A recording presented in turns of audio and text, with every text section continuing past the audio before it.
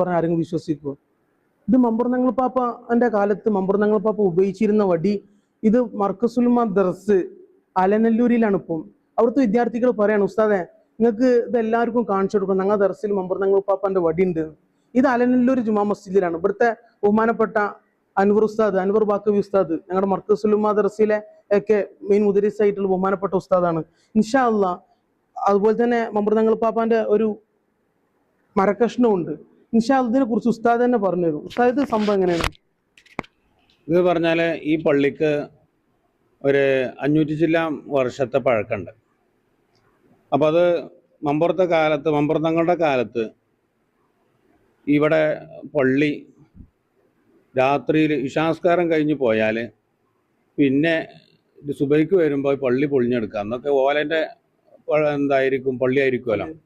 അപ്പോൾ വന്യമൃഗങ്ങൾ വന്ന്, ആന പോലത്തെ വന്യമൃഗങ്ങൾ വന്നിട്ട് എന്ത് ചെയ്യുന്നു, അവരുടെ ശല്യം കാരണമായിട്ട് സുബൈക്ക് നിസ്കരിക്കാൻ വരുന്ന സമയത്ത് പള്ളി പൊളിഞ്ഞെടുക്കുന്ന അവസ്ഥകൾ അങ്ങനെ പല തവണകളായി കണ്ടപ്പോൾ അന്നത്തെ ആളുകൾ മമ്പുറത്തങ്ങളെ കാലത്തായതുകൊണ്ട് തന്നെ തങ്ങളെ പോയി കണ്ട്, ഇങ്ങനെ ഒരു ശല്യം ഞങ്ങൾക്കുണ്ട്, ഇങ്ങനെ ഒരു പ്രയാസമുണ്ട്, എന്തെങ്കിലും ഒന്ന് നിങ്ങൾ പരിഹാരം തരണമെന്ന് പറഞ്ഞപ്പോൾ മൂപ്പര് ഉപയോഗിക്കുന്ന ഒരു വടിയാണ് ഈ വടി. ആ വടി ഉപയോഗിച്ച വടി. ഈ വടി എന്ത് ചെയ്തു കൊടുക്കുകയും അതോടുകൂടെ മൂപ്പര അടുത്തുണ്ടായിരുന്ന ഒരു മരത്തിന്റെ കഷ്ണാണ് ഈ കഷ്ണം എന്ന് പറഞ്ഞത്. ഇതും കൊടുത്തിട്ട് എന്ത് ചെയ്തു, ഇതും കൊടുത്തിട്ട് അത് കൊണ്ടുവച്ചാൽ മതി, ഇൻഷാ അല്ലാ പരിഹാരം ആയിക്കോളും എന്നുള്ള ആ ഒരു വാക്കിൽ ഇത് ഇവിടുത്തെ അന്നത്തെ കാരണവന്മാരായ ആളുകൾ കൊണ്ടുവന്ന് വെച്ചാൽ, അതിനുശേഷം ഇവിടുത്തെ ചരിത്രം പറയുന്നത് അതിനുശേഷം ഇതുമായി ബന്ധപ്പെട്ട് ഒരു പ്രയാസങ്ങൾ, വന്യമൃഗങ്ങളുമായി ബന്ധപ്പെട്ട ഒരു പ്രയാസം ഈ പള്ളിയുമായി ബന്ധപ്പെട്ടിട്ടുണ്ടായിട്ടില്ല എന്നുള്ളത്.